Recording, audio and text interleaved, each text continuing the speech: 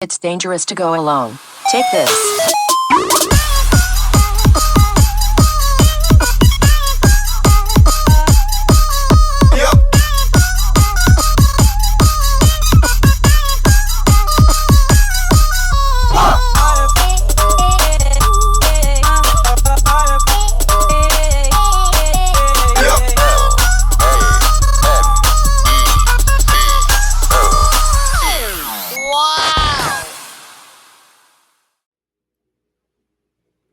And welcome to the realm of geekdom. This is nerd breaking news. Like, subscribe, hit that bell so you don't miss an episode. Today, we're going to be looking at Captain America, Brave New World, and why it failed. So, we already seen this film as of today. Where did the number stand? At, I think it was like just about $3,700 million worldwide for this film. And the critics are divided with the fans. So let's go ahead and dig into that a little bit more. Yeah, go ahead, kid. I have the numbers in front of us. So domestically, it's 176. Internationally, is 194. And overall, it's 371 worldwide. And where, just to put it in context, it's films below this film, right? Eternals. Mm-hmm. Come on, we all know what that movie is. Incredible Hulk, 2008 with not Eric Bana, but the guy who took over Eric Bana. They got replaced. Edward Norton. Edward Norton. Yeah, the Marvels. Incredible. So those are the three films under Brave New World. That's it. Those are the three films. Everything else, box office. Do you have how much it was in budget? How much what? The budget? No. So that's been controversial. A lot of the trades are saying that it's 140 or somewhere around that range. And then a lot of people are saying that it's ballooned to 300. So Disney has yet to confirm, or the trade more or less have yet to confirm the exact budget. So it's been conflicting, a lot of reports. Yeah. But I just think that with regards to the box office, Black Widow made more. Black Widow is not a bad film. It's just unfortunately it should have been done earlier, but it destroyed Brave New World. And that film came out, by the way, during the pandemic. Thor 1 made more money, right? Ant-Man 1, which I still think is the best Ant-Man, made more money. Dark World, Thor 2 made more money than this movie. Quantumania made more money. Ant-Man and the Wasp. These are films that are regarded as top 5 worst MCU films. I'm just naming a couple. Doctor Strange 1, like, in other words, because they have no excuse of the pandemic, because there's no excuse of we're coming off a bad film. What was the last MCU film? Deadpool Wolverine. Technically, it's part of the MCU. If we want to make that argument, it really is. It made $1 billion. So it's not that you were coming off trash. You were coming off $1 billion film. And unfortunately, the film fell for no. This is my reason why it failed. One, no interest. Nobody cares.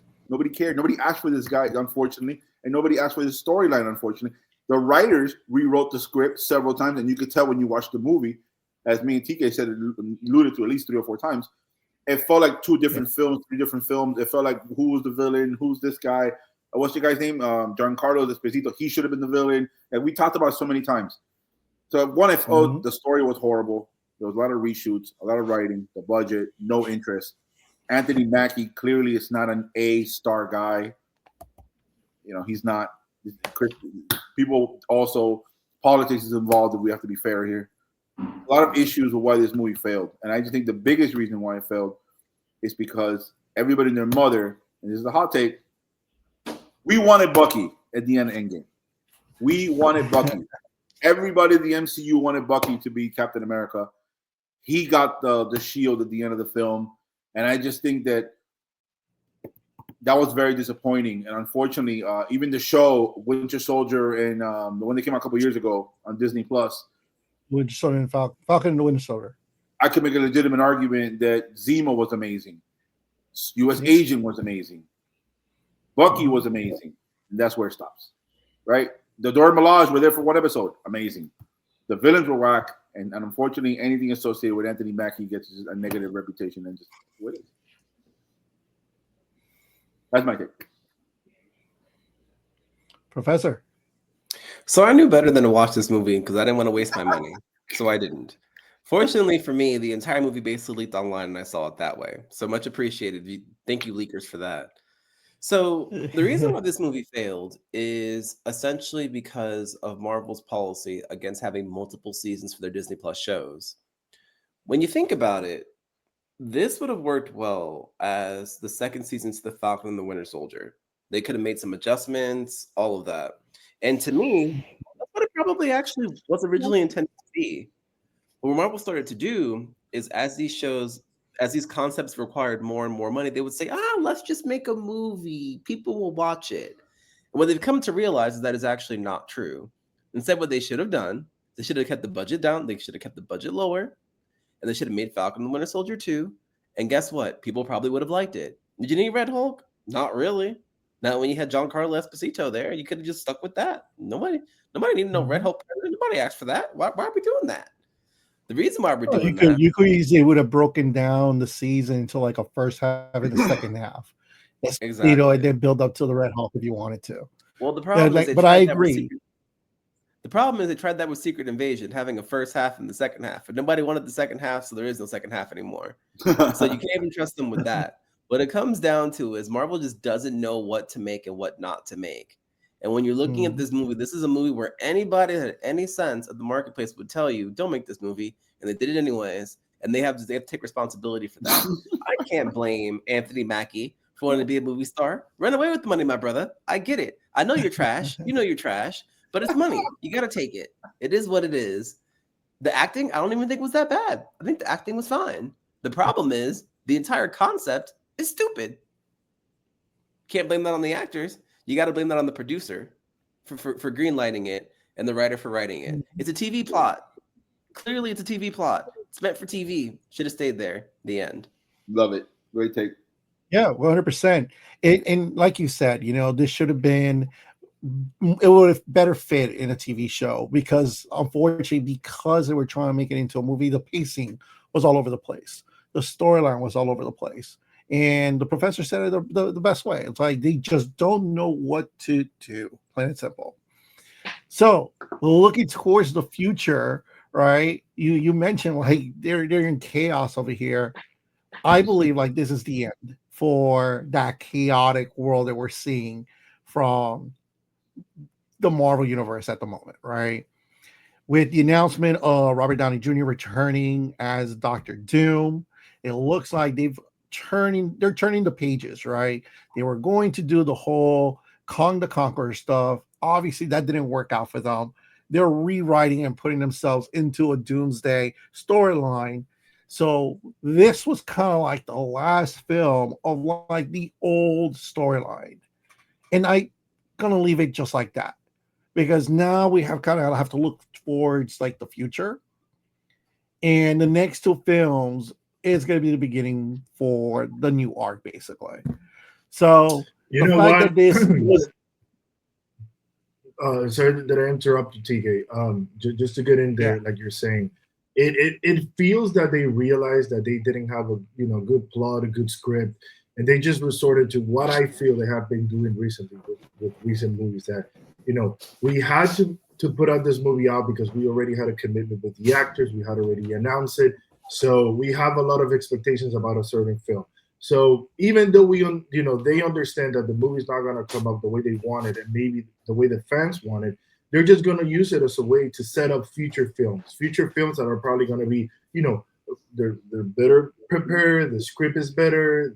Possibly they have other superheroes that are more attractive to what the audience is looking for. But it just sucks that they have done this with this movie again, because they have done it in the past. And it just feels that, we have a lineup here and you're getting fans excited. And then, you think that there's a certain quality of movies that you have to produce because they're all connected. And in some way, it should be the same storyline. And then when you see this movie, it's just like, man, it's just like spaghetti on the wall. You have a lot of things that, the reshoots and whatever, like it just didn't help. The fact that a lot of people were criticizing, how is it that a non-serum person, meaning Anthony Mackie, right, was able to stand in front of Red Hulk? Like that just doesn't make any sense. I didn't have to see it in the movie to tell you that it doesn't make any sense. You would have told me in the scripts, and I would have told you straight up, this has to be like an early script version, and there's a big X on it, right? Because we know this is not going to work. We don't have to take this into pre-production or anything like that. This is not going to be like by the fences. And how are we doing this? Well, apparently nobody care about that. Okay. And then the other thing is that a lot of people, I think, are criticizing Anthony Mackie for his, I think the criticism is more of like, I think anybody who would have been not Anthony Mackie, but anybody else would have gotten the same criticism, because we're talking about replacing Chris Evans. Okay, we're talking about replacing the guy that we also this is Captain America, right? And in my opinion, I didn't like the way that they ended it for him in the last movie. Just basically, I like the fact that he went on to live his life with his love and whatever, his love affair and whatever. But the fact that he came back and he basically said, hey, you know what, man? I lived my life. I put everything on the line, and it was my chance to live my life. And you know what, bro? Now it's your turn. But you'll do fine, though. You will do amazing things, because I trained you. Good luck to you, man. That's just poor writing, lazy writing. We didn't deserve this, and maybe the criticism there is on point. So go ahead, TK. The future, because that's apparently what they wanted to do, setting up for future films. That's exactly what it is, and that's exactly what this is. I think this is just, let's throw everything together, throw it in this one film. We're done with this. Let's move on to the next storyline, right? And Thunderbolts is going to start that for them. So what is the future for them? Me and the kid have been talking about it, right? Like, we walked out of this film and we immediately started talking about, like, what's the future for the MCU? And I believe we were a consensus of the fact that for the next two films, right, Thunderbolts and Fantastic Four, they have to be successful in those two films for people to stay interested in the brand. Professor, what do you think about the future? The future of the MCU. I've been saying it for years. The kid has heard me say it for years. There is no MCU. They made it up. All that it is it makes separate standalone movies that someone in the end comes in and connects in the back end. That's all it is. So when we're talking about the brand, so to speak, if we're being honest, the every other bad MCU theme has been going on for quite some time, because the way that they greenlight these movies, they greenlight them all individually based on a narrative they might want to tell sometime in the future they don't have planned. For example, when you're looking at Captain America Brave New World, why is it even called Brave New World? What's the point of that? Because it ties to the point of Kang Dynasty. The entire purpose behind making this movie was so when Anthony Mackie stops Kang in Kang Dynasty, it would make sense to you. But the problem is it canceled Kang Dynasty. So now you essentially have this movie that was essentially made for no reason. And that's the thinking behind why they do things. It's not whether or not it's good. It's not whether or not the audience wants to see it. It's, do we want to see this idea for the future in case we hire someone who has enough sense to use it?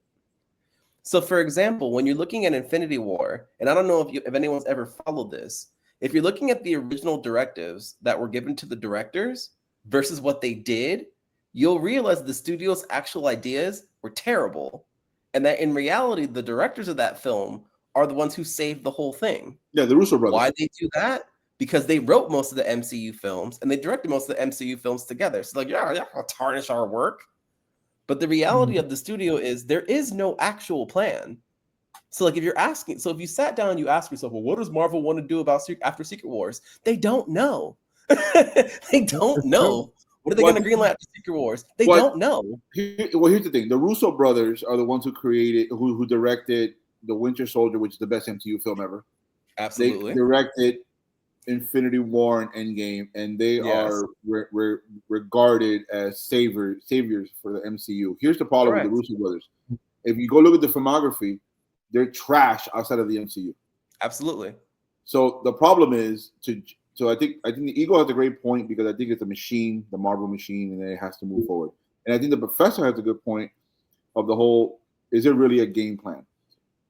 I don't think the failure of this film is I think it's a bad luck. That's what it is. It's a temporary bad luck. Oh, it failed. Anyways, what's for dinner? All right, move on with it.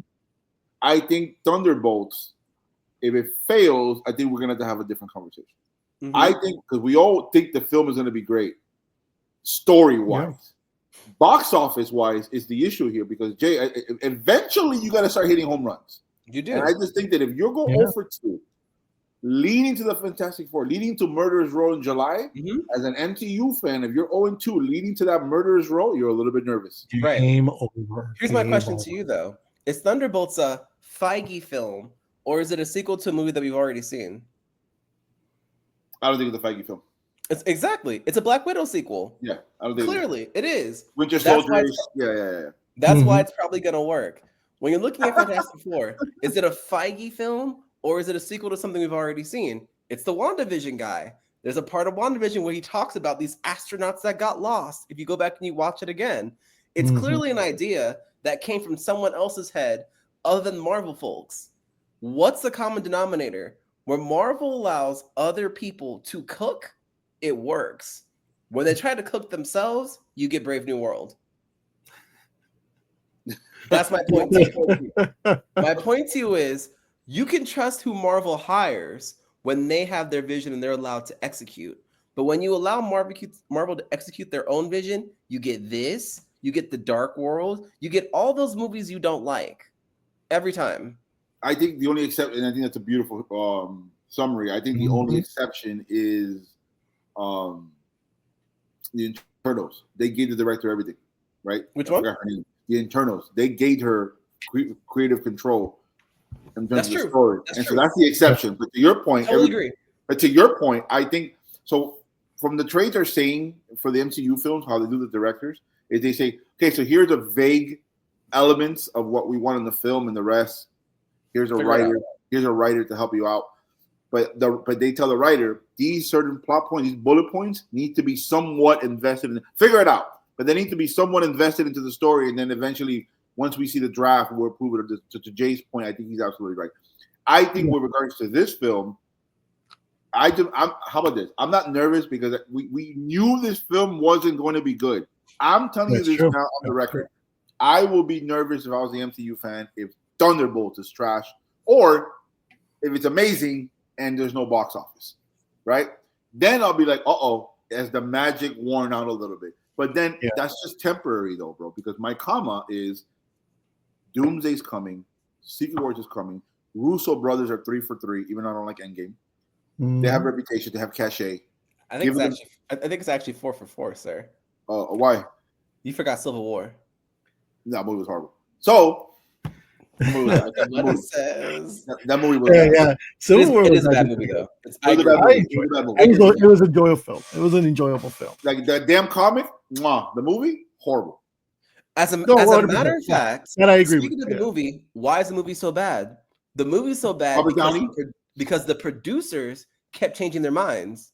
That's all I gotta say. No, Robert Downey. It's him. He's to blame for the dimension. Listen, whenever he leaves, I feel happier. When he says Iron Man, I am Iron Man, and Endgame, everybody's crying for joy. I was crying for happiness. I was joyful. I threw a parade. I was so happy. I was like, oh my God, can we get him out of the MCU and focus on real characters? But anyways, and Marvel said no, come back. Boom, correct, baby. and I admit that I took an L and say, come back, Robert. I miss you. MCU's trash. Love you. All that stuff. I admit that on the record. But to your point, but anyway, before the ego goes, I just think I'm worried if Thunderbolts fails money wise, and then 2, you have to have a level of respect and grace for the Russo brothers for what they've done. I agree with Jay. 4 for 4 in the box office, 3 for 4 in terms of films. You got to give them the benefit of the doubt. And the third thing is the cash cow is back. You have the Russo brothers. You have Robert Downey Jr. I'm going to make an argument now. I don't think it matters this year. They could fail. I don't want them to fail, but they could fail over 3. You know what they're going to say? Robert Downey. And then at the same time, too, I think, the Eagle. Okay. I think you said let me cook. That's what the fans said at the movie theater. Yeah, I'm good. Everyone's going on and on about how the next saga is going to be about the X-Men. Nah. You don't have Robert Downey Jr. on the payroll and not use him. What's gonna happen 100%, is 100%. after Secret Wars, here's my prediction to TK's point. They're gonna go to the Russos and they're gonna go to Robert Downey and they're gonna say, what can we do to get you to do as many things for us as you possibly can? Please save us from ourselves. And the whole thing is gonna end up being Doctor Doom centric. And Yes. there are plenty of Doctor Doom X-Men stories, Yes. plenty of Doctor Doom Avengers stories, plenty of Doctor Doom Fantastic Four stories. Once again, he will be the savior who will come in and save the whole thing. Because supposedly they're even letting him write the backstory for his character, which they didn't let him do last time. So this time around, they're like, bro, whatever you want to do, please. And that's the only thing that's going to I don't know about that. I don't know Robert Downey is gonna come. Yeah, Listen, but anyways, to Professor White, I will say this to Robert Downey. I will give him some flowers right now. He is 90% of the reason Iron Man is hugely popular today, and he's going to be equally that amount of reason Doctor Doom is popular in the next 2 years because the casual dudes don't know Doctor Doom. Nope. The nerds, us, we know Doctor Doom. We Yep. grew up with Doctor Doom. We know who he is. We lament the fact that the casuals don't think he's a badass. Guys, he is a goon. He's a first-class monster. He will mop you. There's only a handful of dudes that could beat Doctor Doom. And I just think, and some of the real nerds know that. And I think that Robert Downey is going to do a chef's kiss to Doctor Doom. And I just think that as much as I don't like Robert Downey, I've always loved Doctor Doom. Yeah, I agree. Any last words from anybody? I say the eagle, right? I mean, there should be a bird flying out somewhere. Caw-caw. Eagle, you have anything to say? Any last words? All good, guys. Hold on, let me ask this to the eagle. Will you watch this movie on Disney Plus?